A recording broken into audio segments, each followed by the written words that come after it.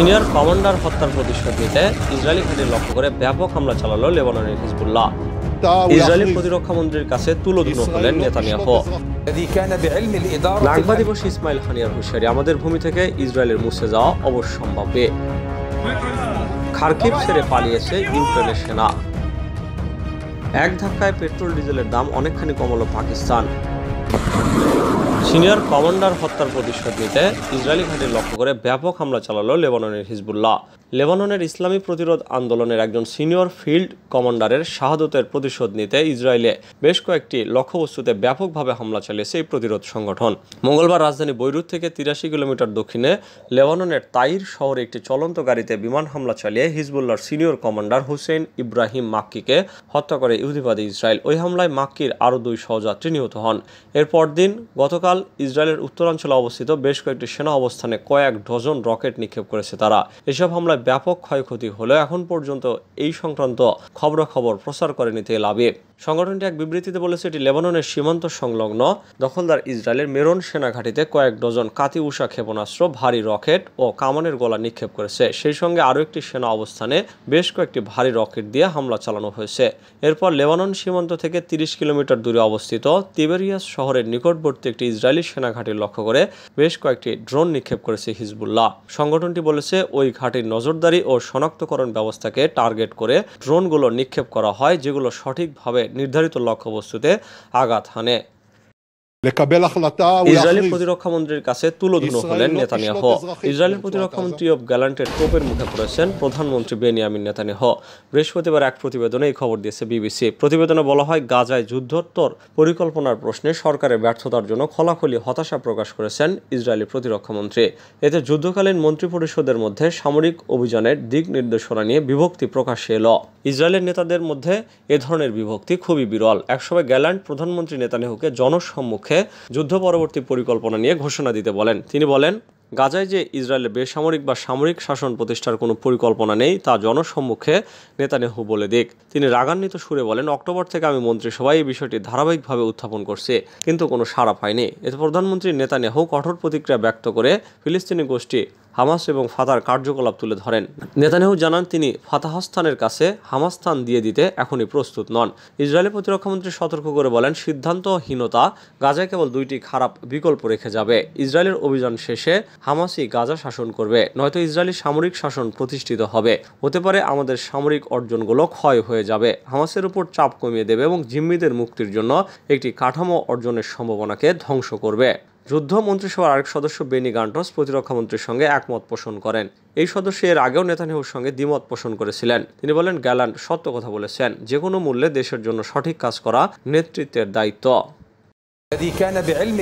নাগবা দিবস ইসমাইল হানিয়ার হুঁশিয়ারি, আমাদের ভূমি থেকে ইসরায়েলের মুছে যাওয়া অবশ্যম্ভাব্য। ফিলিস্তিনের প্রতিরোধ আন্দোলনের পলিট ব্যুরোর প্রধান ইসমাইল হানিয়া বলেছেন, ভূখণ্ড থেকে ইসরায়েলের মুছে যাওয়ার বিষয়টি নিশ্চিত এবং চূড়ান্ত পরিণতিতে ইসরায়েলের অস্তিত্ব থাকবে না। গতকাল নাগবা দিবসের বার্ষিক উপলক্ষে দেওয়া ভাষণে হামাস নেতা এই কথা বলেন। 1948 সালের এই দিনে পশ্চিমা ষড়যন্ত্রে ফিলিস্তিনি ভূখণ্ড জবরদখলের মাধ্যমে অবৈধ রাষ্ট্র প্রতিষ্ঠা করা হয়। সেই সময় রাতারাতি ফিলিস্তিনের অন্তত 7.5 লাখ মানুষকে উদ্বাস্ত করা হয়, যারা আজও মাতৃভূমিতে ফিরতে পারেননি। এই দিবসকে ফিলিস্তিনিরা নাগবা বা বিপর্যয় দিবস হিসাবে স্মরণ করে। খার্কিভ ছেড়ে পালিয়েছে ইউক্রেনের সেনা।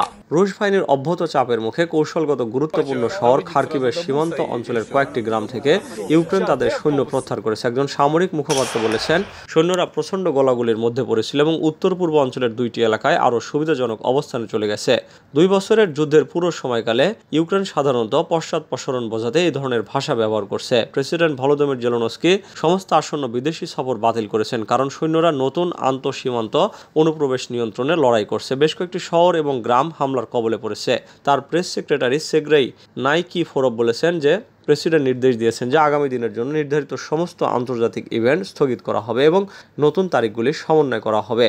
মস্কো দাবি করেছে যে তার বাহিনী এখন এই অঞ্চলে আরও 2টি বসতি লুকিয়েনস্কি এবং হালাইবোক এবং দক্ষিণের জাফরিজিয়া অঞ্চলের রোবোটাইন গ্রামের নিয়ন্ত্রণ নিয়েছে। তবে ইউক্রেন বলছে যে তারা সেনাবাহিনী এখনও বেশিরভাগ রোবোটাইনের নিয়ন্ত্রণ করছে। সংবাদ ওয়েবসাইট ইউক্রেনীয় প্রাভদা সেখানে যুদ্ধরত একটি সেনা মুখপাত্রের বরাতে জানিয়েছে এইসব তথ্য। তারা আসলে শুধুমাত্র উপকণ্ঠে আছে। সেরহি সিবোস্কি ওয়েবসাইটকে বলেছেন, গ্রামের ভিতর এখনও আমাদের অবস্থান রয়েছে। ইসরায়েলি হামলার আগে ইউরোপের 3 দেশকে সতর্ক করেছিল ইরান। ইরানের ইসলামী বিপ্লবী গার্ড বাহিনী বা আইআরজিসির কুদস ফোর্সের commander brigadier general Ismail Kayani জানিয়েছেন, ইসরায়েলের বিরুদ্ধে গত মাসে ইরান যখন প্রতিশোধমূলক হামলা চালায় তখন সেই হামলা থেকে ইসরায়েলকে রক্ষার জন্য ব্রিটেন, জার্মানি এবং ফ্রান্স যুদ্ধবিমান মোতায়েন করে। এ ব্যাপারে দেশ তিনটিকে ইরানের পক্ষ থেকে সতর্ক করা হয়েছিল। জেনারেল কায়ানি বলেন, সমস্ত অপরাধীদের জানা উচিত তাদের এই সমস্ত কর্মকাণ্ড এবং অপরাধগুলো তাদের অ্যাকাউন্টে জমা হয়েছে। ফ্রান্স, জার্মানি এবং ব্রিটেনের এটা ভাবা উচিত হবে না যে ওই রাতে তারা বিমান মোতায়েন করেছিল এবং বিষয়টি শেষ হয়ে গেছে। হ্যাঁ, ওই রাত চলে গেছে, তবে তাদের কর্মকাণ্ডের জন্য তাদেরকে জবাবদিহি করতে হবে। সিরিয়ার রাজধানী দামেস্কে আইআরজিসির সিনিয়র কমান্ডার জেনারেল মোহাম্মদ হাদি হাজি রাহিমির শাহাদতের 40তম দিবস উপলক্ষে আয়োজিত অনুষ্ঠানে এইসব কথা বলেন জেনারেল কায়ানি। গত 1 এপ্রিল ইসরায়েল দামেস্কে ইরানি কনসুলেট অফিসে হামলা চালালে জেনারেল রাহিম সহ আইআরজিসির অন্তত 5 জন কর্মকর্তা শহীদ হন। এর প্রতিশোধ হিসাবে ইরান 13 এপ্রিল রাত্রে ইসরায়েলের বিরুদ্ধে সর্বাত্মক অভিযান চালায় এবং কয়েকশো ড্রোন এবং ক্ষেপণাস্ত্র ব্যবহার করে। হামাসের অভিযানে 12 ইসরায়েলি সেনা নিহত। গাজার উত্তরাঞ্চলে জাবালিয়া শরণার্থী শিবিরের কাছে ইসরায়েলি ডিফেন্স ফোর্সকে লক্ষ্য করে অভিযান চালিয়েছে ফিলিস্তিনের মুক্তিকামী গোষ্ঠী। এতে 12 সৈন্য নিহত হয়েছে বলে দাবি করেছে সংগঠনটি। এই খবর দিয়েছে অনলাইন টিআরটি ওয়ার্ল্ড। বুধবার হামাসের এক বিবৃতিতে বলা হয়েছে, উত্তর গাজার জাবালিয়া শরণার্থী শিবিরের কাছে ইসরায়েলি বাহিনীকে লক্ষ্য করে অভিযান চালায় হামাসের আল কাসাম ব্রিগেডের যোদ্ধারা। তারা ইয়াসিন 105 নামের একটি শেল দিয়ে ইসরায়েলের D9 সামরিক বুলডোজারকে লক্ষ্যবস্তু করে। এতে 2 ইসরায়েলি সেনা নিহত হন। পরে একটি বাড়িতে লুকিয়ে থাকা একটি ইসরায়েলি ফোর্সকে লক্ষ্য করে গোলা নিক্ষেপ করে হামাস। সেখানেও একজন ইসরায়েলি সেনা নিহত হয়েছেন বলে দাবি করেছে তারা। জাবালিয়ায় ইসরায়েলি বিমান হামলা চালানোর পর বুধবার এই অভিযান চালায় যোদ্ধারা। এই সময় ইসরায়েলি মারাকাবা ট্যাঙ্ক লক্ষ্য করে গোলাবর্ষণ করে সেটিকেও ধ্বংস করেছে যোদ্ধারা। হামাসের এই অভিযানে সেখানে 12 জন ইসরায়েলি নিহত হয়েছেন বলে দাবি করেছে তারা। মূলত বেশ কয়েকদিন ধরে জাবালিয়া শরণার্থী শিবিরে বিমান হামলা চালাচ্ছে ইসরায়েলি বাহিনী। এতে গত কয়েকদিনে সেখানে বেশ কয়েকটি হতাহতের ঘটনা ঘটেছে। এক ধাক্কায় পেট্রোল ডিজেলের দাম অনেকখানি কমল পাকিস্তান। পেট্রোল এবং ডিজেলের দাম অনেকখানি হ্রাস করেছে অর্থনৈতিক সংকটে জর্জরিত পাকিস্তান। বুধবার বিজ্ঞপ্তি জারি করে তেলের নতুন মূল্য নির্ধারণ করে দিয়েছে দেশটির অর্থ মন্ত্রণালয়। মন্ত্রণালয়ের বিজ্ঞপ্তি অনুসারে প্রতি লিটার পেট্রোলের দাম 15.39 রুপি এবং ডিজেলের দাম 7.88 রুপি কমানো হয়েছে। নতুন নির্ধারিত এই মূল্য কার্যকর করা হয়েছে আজ বৃহস্পতিবার থেকে। সেই অনুযায়ী বৃহস্পতিবার থেকে পাকিস্তানের সব এলাকায় প্রতি লিটার পেট্রোল 288.49 রুপির পরিবর্তে 273.10 রুপিতে এবং প্রতি লিটার ডিজেল পূর্বের 281.96 রুপির পরিবর্তে 274.8 রুপিতে বিক্রি হচ্ছে। অর্থ মন্ত্রণালয়ের বিবৃতিতে বলা হয়েছে, আন্তর্জাতিক বাজার দর অনুসারে জাতীয় তেল এবং গ্যাস নিয়ন্ত্রণ কর্তৃপক্ষকে জ্বালানি তেলের নতুন দাম নির্ধারণের নির্দেশ দিয়েছিল সরকার। ওগরার সুপারিশ অনুযায়ী নতুন এই মূল্য নির্ধারণ করা হয়েছে।